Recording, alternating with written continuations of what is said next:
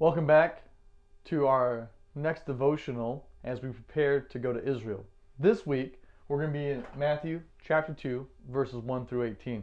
So let me go ahead and open up there, and we'll take a look at this passage that will be a familiar passage once again because it's a very common passage to read during the Christmas season because it's a nativity scene. Verse 1 begins like this. Now after Jesus was born in Bethlehem of Judea in the days of Herod the king, behold, wise men from the east came to Jerusalem, saying, Where is he who has been born King of the Jews? For we saw his star when it arose, and have come to worship him. When Herod the king heard this, he was troubled, and all Jerusalem with him. And assembling all the chief priests and scribes of the people, he inquired of them where the Christ was to be born. They told him, In Bethlehem of Judea, for it is written by the prophet, And you, O Bethlehem, in the land of Judah, are by no means least among the rulers of Judah. For from you shall come a ruler, who will shepherd my people Israel. Then Herod summoned the wise men secretly, and ascertained from them the time the star had appeared. And he sent them to Bethlehem, saying, Go, and search diligently for the child. And when you have found him, bring me word, that I too may come and worship him. After listening to the king, they went out on their way. And behold, the star that they had seen when it rose went before them until it came to rest over the place where the child was. When they saw the star, they rejoiced exceedingly with great joy. And going into the house, they saw the child with Mary his mother, and they fell down and worshipped him. Then opening the treasures, they offered him gifts, gold and frankincense and myrrh. And being warned in a dream not to return to Herod, they departed to their own country by another way. Now when they had departed, behold, an angel of the Lord appeared to Joseph in a dream and said, Rise, take the child and his mother, and flee to Egypt, and remain there until I tell you, for Herod is about to search for the child to destroy him. And he rose, and he took the child and his mother by night, and departed to Egypt, and remained there until the death of Herod. This was to fulfill what the Lord had spoken by the prophet, Out of Egypt I call my son. Then Herod, when he saw that he had been tricked by the wise men, became furious, and he sent and killed all the male children in Bethlehem and all that region who were 2 years old or under, according to the time that he had ascertained from the wise men. Now there's a few questions that we need to answer in this passage in order to understand it properly. First, we have to understand that the setting is taking place in Bethlehem. In our last devotion, we started in Nazareth and finished in Bethlehem. Here we're starting in Bethlehem. Next, it says that these wise men, or these magi, were coming from the east. This is the Mesopotamia region, or Babylon, and that it's going to end with Joseph, Jesus, and Mary fleeing to Egypt. Now, the first question is, who are these wise men? Who are these magi? Now, magi can also be associated with the idea of astrologer. And so some people see these as pagan Gentiles coming from the east who are following the stars. But what we know from the Torah is that astrology and sorcery are two very closely linked ideas. And what we know from the beginning of the book of Luke is that Mary and Joseph are very pious Jewish people seeking to follow God. That's why they make the necessary sacrifices to God in the temple to start out Jesus' life. That's why later in the chapter we see them coming back to Jerusalem to make sacrifices when Jesus turns approximately 12 years old. And so here we have to ask the question, why in the world would Mary and Joseph accept people into the place where they were staying in their residency in Bethlehem who are pagan astrologists when that clearly goes against the Word of God? And so I think we have to push that option off of the table as not a legitimate option. The second option is that they're rulers or kings. If you're familiar with the hymn, These Three Kings or My Three Kings, the idea being that these were rulers coming from the east, but that's not really in the wording in the text. That's more of an idea that develops later in church history.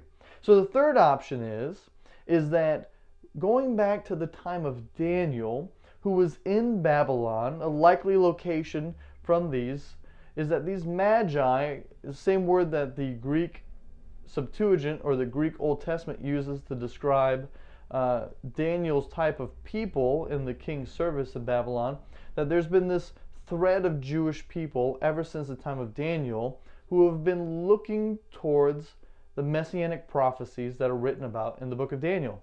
Because what we know is that after Daniel, a lot of Jewish people returned back to Jerusalem in the time of Nehemiah to rebuild the walls, but not all of them. Some of them stayed there. And so it's possible that these magi or these wise men are Jewish men who are a remnant who have been living in the diaspora, the land outside of Israel, for these hundreds of years in anticipation of Messiah. And I think that's a very, very likely possibility. And that is why God reveals that this is a time when the Messiah is going to be born, is because they've been anticipating it for so long, and they're in this long thread of Jewish men anticipating the coming Messiah all the way back to Daniel in the time of Babylon. And so that's the first question, is who are the Magi? Now, the next question is when about do they show up to Mary and Joseph? Because if we look at nativity scenes, which are very common, you probably have some nativity scenes set up in your own home during Christmas time. They're set up around different cities, different churches. You always see that there's Mary, Joseph, Jesus, some animals, you have the shepherds, and you have the wise men. But notice that when they leave and Herod seeks to kill the male children in Bethlehem and the region around it, that it's all male babies 2 years old and under, and that's based on the time range that he gets from the Magi from when the star originally appears.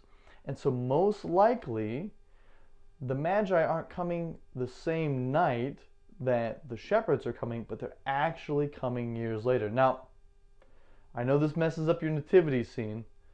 I once taught this, and that night a lady went home and she took her Magi and she moved them away because they weren't there yet. And so most likely this is a much different time period. At least a year, perhaps 2 years have elapsed since the scene we looked at in Luke. These are two very different nights when the Magi arrive. Now, speaking of the Magi arriving, are they following an actual star, or is this something more supernatural? And initially you could see it being a star if they're just traveling from the east, from the Mesopotamia region to Israel. But then notice that the star rests right above the house of Mary and Joseph. That level of precision seems to indicate that this isn't just a star, but that this is a supernatural event, an angelic event. And we shouldn't be surprised by that, because the Lord has used these type of supernatural events to lead his people before. Think back to the wilderness wanderings, when the Lord led the people of Israel by day with a pillar of cloud and by a pillar of fire at night. So it shouldn't be a surprise that this star is not a literal star, but is something supernatural taking place in an angelic being. And then that moves us on to the event in the house when the wise men arrive. Notice that the text never actually says that there's 3 wise men there. It just says the Magi. Well, the reason for the number 3 comes from the number of gifts. And so it could be that there's 2 Magi. It's definitely plural. It's more than 1. It could be 10, but it's historically always believed to be 3, that each gift represents 1 Magi. Now, there's been a lot of speculation as to the means for the gifts. Some see that there's great significance in what is looking towards the life of Jesus and identifying who he is as a king and that he's going to be buried. But I think that there's something more poignant to the text and why the author gives the detail. You see, Mary and Joseph, when they go to the temple for Jesus, they give the poor person's offering of 2 turtle doves. This is what a poor person could offer in place of a more expensive sacrifice. So we know that Mary and Joseph are people of little means. And if they're going to flee to Egypt and live there for a number of years in order to avoid being killed by Herod, the question is how do you fund that expensive expedition that the angel puts them on? Well, the likely answer is that the gifts that the Magi supply are the gifts that are able to fund the trip out of Egypt. So what does the Lord do here? The Lord brings financial blessing, the means with which Joseph and Mary need to escape with baby Jesus, to Egypt in order to survive at exactly the right time. Now that takes us to our devotional thought today, is that the Lord's providential provision is always within his sovereign timing.